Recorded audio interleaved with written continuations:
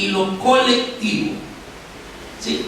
No es solo el individuo que percibe que Dios lo acompaña o ese ser supremo lo acompaña, sino que también la colectividad, la comunidad, también percibe que este ser supremo lo acompaña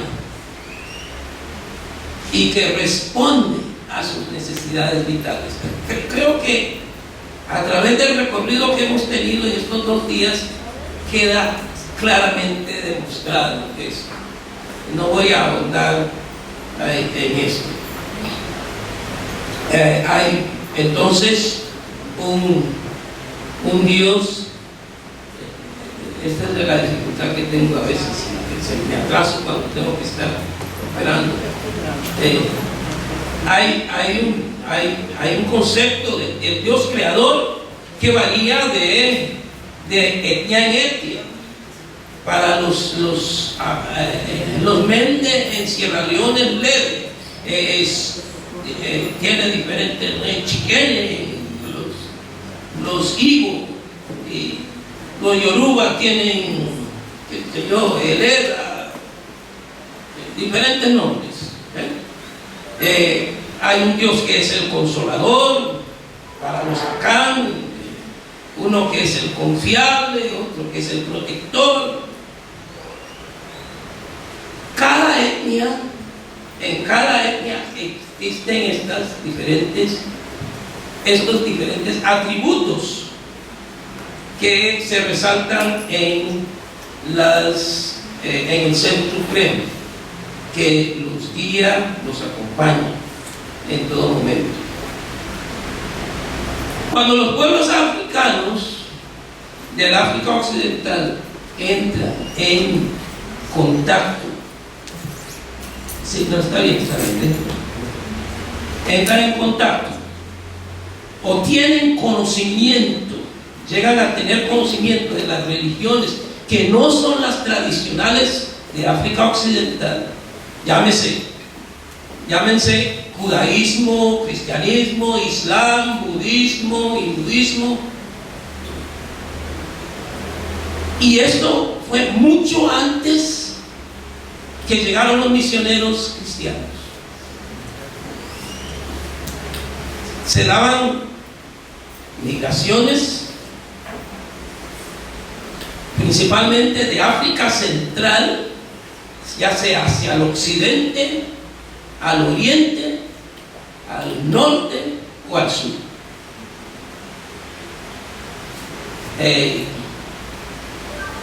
La historia nos dice que en el siglo XVI tienen referencias de la presencia de africanos en lo que hoy llamamos Rusia. De modo que y otros nos demuestran que mucho antes que esto estaban en América también.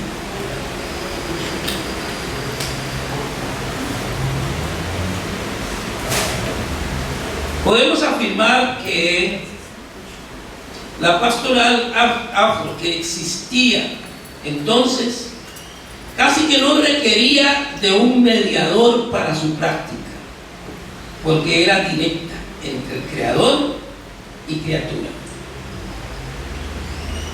Según la necesidad se invocaba a la deidad. Si yo necesitaba consuelo, invoco a esa deidad, ese ser supremo que representa ese atributo, y así por el estilo. Los misioneros cristianos y la esclavitud europea casi coincidieron en llegar a África Occidental, y esto trajo un cambio en la práctica pastoral tanto en África como en las tierras nuevas que los europeos llamaron América.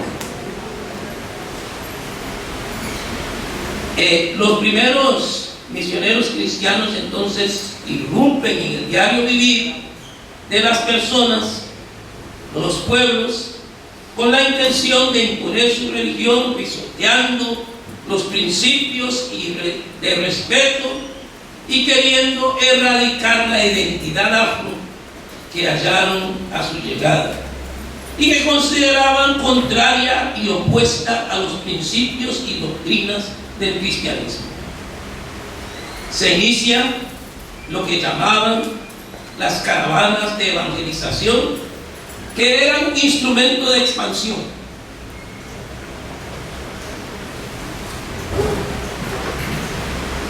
Que en el continente africano propició la esclavitud de los africanos y sirvió a los dueños de las plantaciones en las tierras nuevas.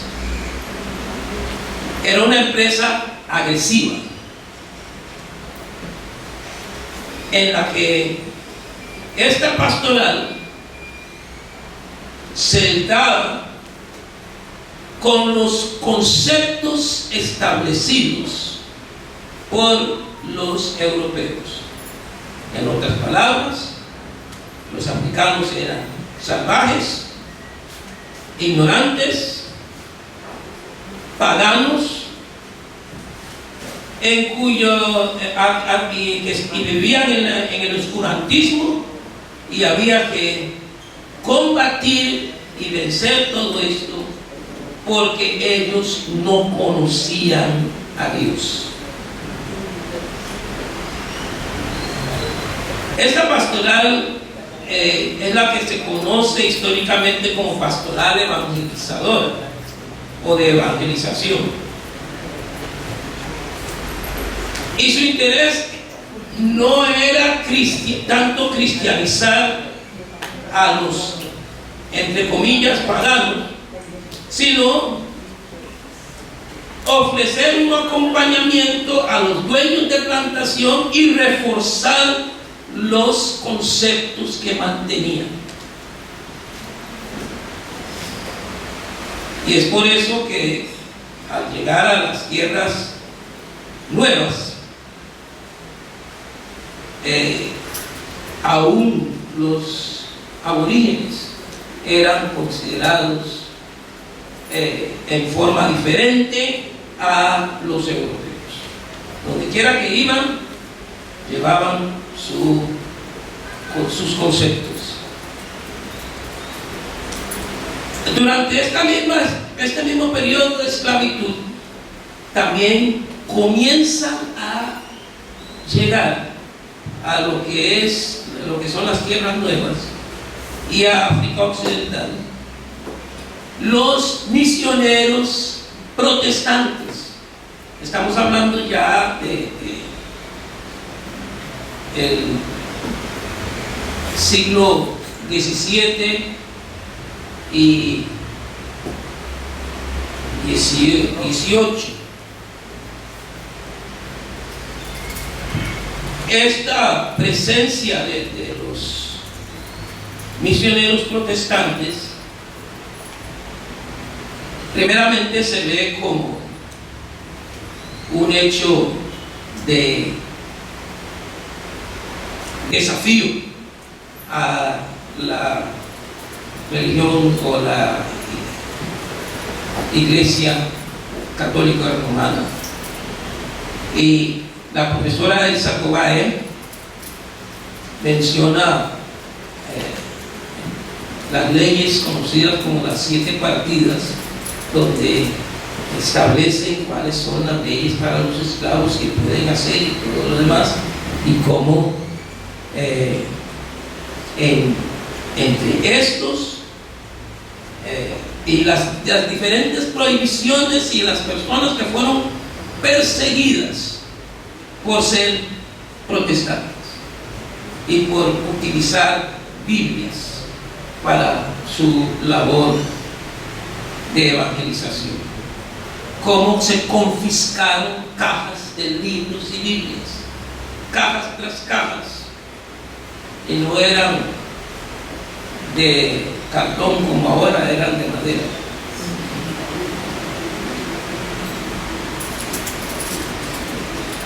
Porque no se les permitía a los esclavos leer la Biblia hasta el punto de que hoy en el Museo del Congreso de los Estados Unidos existe la Biblia de los esclavos. Esa Biblia excluye un montón de pasajes y resalta aquellos que refuerzan las enseñanzas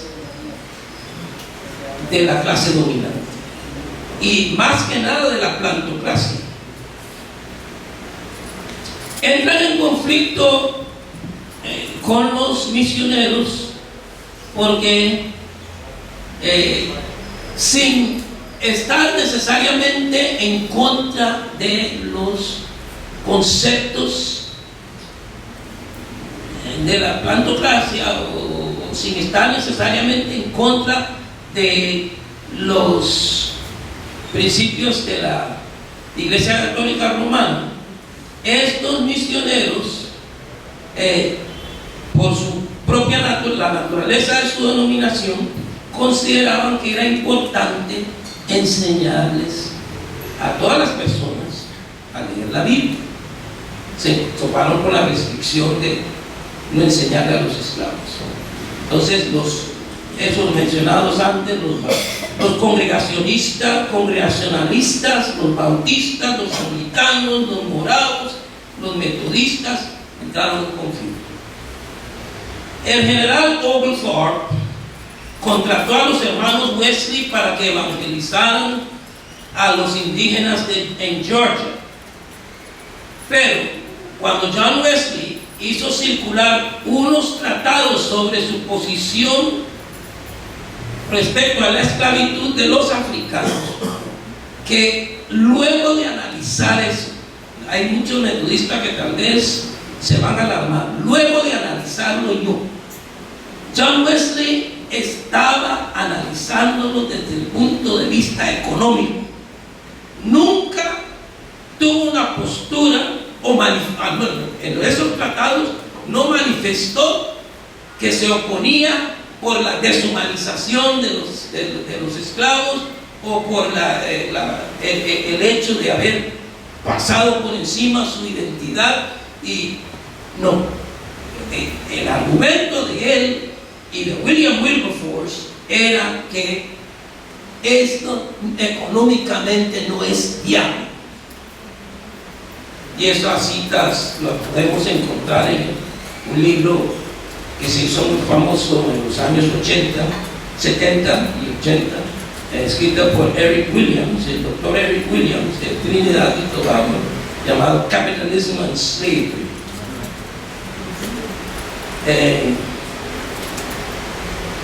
Una de las características de esta pastoral fue el hecho de que se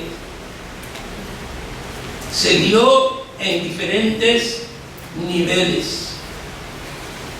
¿A qué me refiero? Era un acompañamiento al amo esclavista, un acompañamiento al amo de la casa y un acompañamiento al amo del campo. ¿Cómo iban a hacer eso? Sin entrar en conflicto. Muy difícil. Entonces, por un lado, estos misioneros se congraciaban con los esclavistas y el esclavo de la casa que había aprendido a hablar el idioma del esclavista, tanto estarlo escuchando, y también había quizás aprendido a leer y escribir el idioma del esclavista, pues se le daba un trato diferente al esclavo del campo que no tenía acceso directo, y esto es intencional, no tenía acceso directo a estas fuentes, es decir, no tenía acceso tan directo a leer y escribir y a conocer el idioma. Sin embargo, hay evidencias de que entre los esclavos, tanto los de la casa como los del campo, quienes los esclavistas ponían en pugna, los enfrentaban, hay evidencias en que estos lograron en varias ocasiones enseñarle a los esclavos del campo a leer y a escribir, y es así como se creó el criollo en todas las manifestaciones que podemos llamar y pensar, especialmente en territorios holandeses, portugueses, inglés, británicos, españoles y franceses, porque este nuevo idioma no es un dialecto como mucha gente por falta de conocimiento dice. Este nuevo idioma no solo fue creación de la situación, sino que también fue un idioma estratégico. Así que en Jamaica el amo de casa sale de paseo con su esposa y ve que los esclavos están en un círculo cantando, tocando los tambores y danzando y cantando Masa Osago Bondonari. Y él dice, no, y se detiene la esposa y dice, don't play those ignorant songs, my darling, don't listen to them. En la noche estaba quemando la casa, se quemó la casa. Eso era lo que estaban cantando.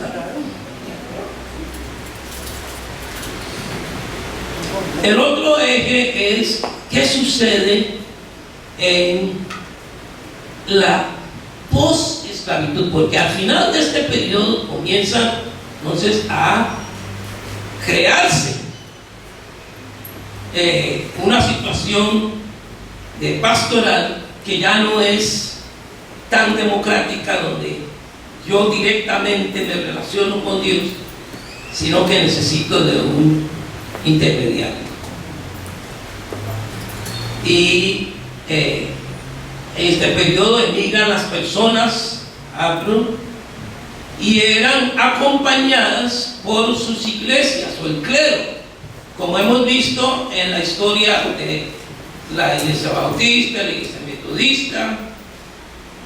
La iglesia metodista acá en Limón fue un poco diferente, y preservaban las enseñanzas, básicamente preservaban las enseñanzas que les habían dado en la esclavitud.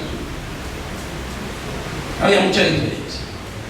Entonces, como tenemos iglesias con congregaciones negras, donde había clero blanco con teología blanca, congregaciones negras con clero negro, pero teología blanca.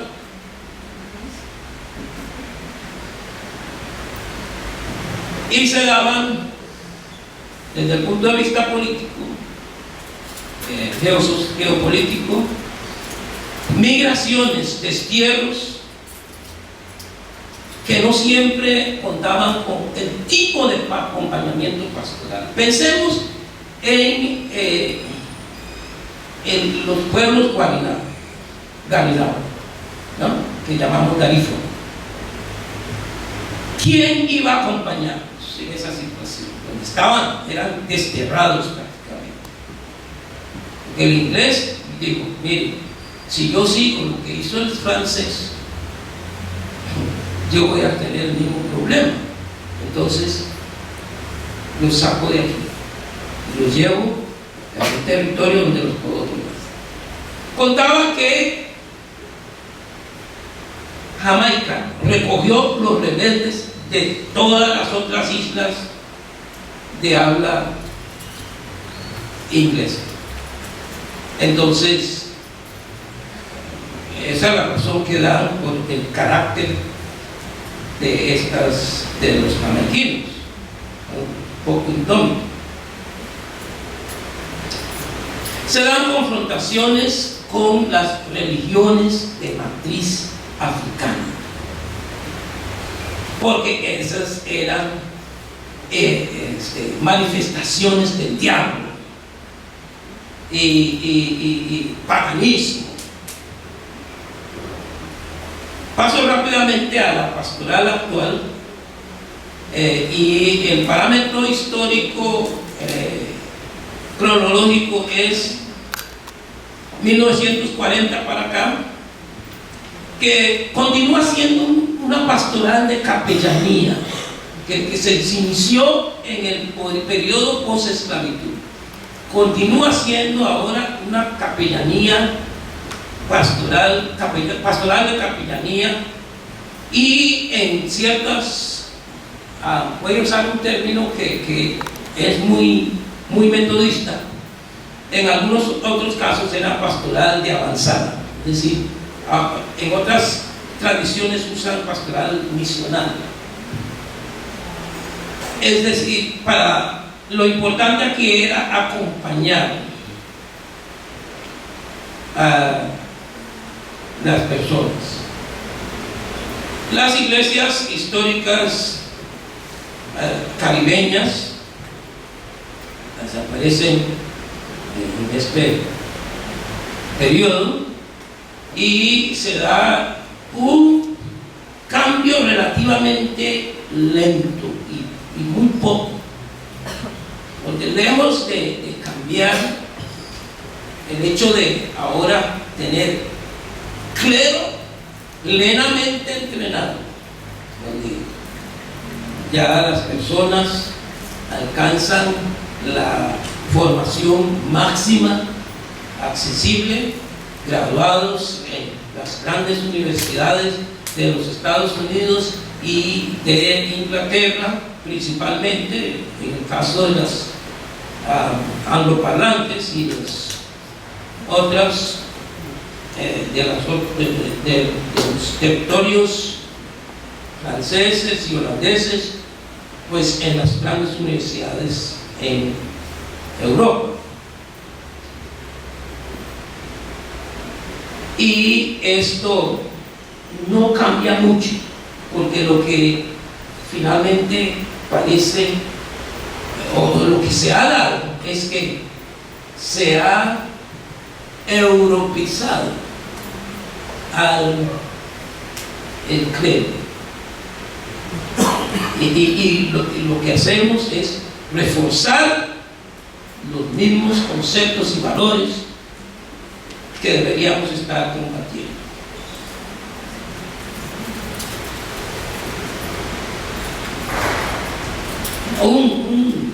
Voy a usar una palabra muy tica aquí, debo estar cerrando.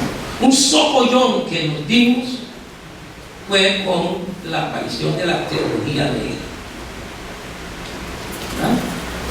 Entonces, el clero no sabe qué hacer, ¿verdad? Tanto así que si hoy comenzamos a hablar de Orisha,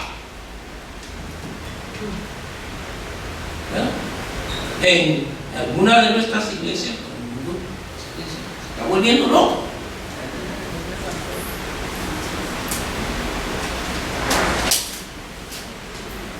Voy a dejarlo hasta las preguntas, porque quiero por lo menos dejar el esquema de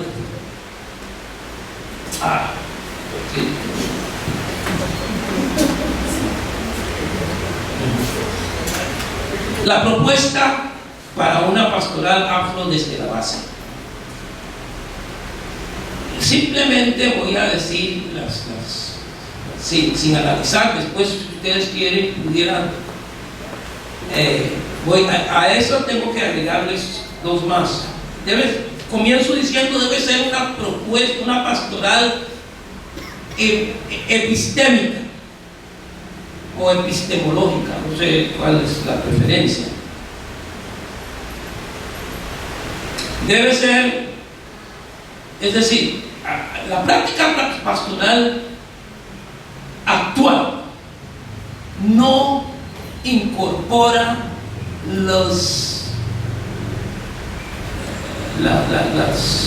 ¿cómo diríamos? Los elementos de la epistemología, y eso es importante. Debe ser una pastoral ecológica. ¿A qué me refiero como ecológica? Al ambiente, asunto del ambiente. Nosotros hablar de que Dios está en un árbol es fuera del contexto para algunos, porque se da lo que yo considero que es un gran desafío ahora, que es el fundamentalismo. Entonces no sabemos que en el judeo-cristianismo Dios estaba en el alto. O sea, pastoral con identidad. Debe ser una pastoral inclusiva desde el punto, aquí cuando hago la aclaración, pluricultural y multiétnica, incorporando todos estos valores. Debe ser una pastoral bíblica, basada en una reinterpretación del texto bíblico. Debe ser una pastoral autocrítica, que critica lo político, económico y social, capaz de analizarse a sí misma y analizar su entorno. Es esto. Muchísimas gracias, sé que me he excedido, pero la hermana Luisa diría: Dios es un Dios de gracia. Una vez le dimos 10 minutos para que hablara y habló 30. Dijo: Dios multiplica los minutos.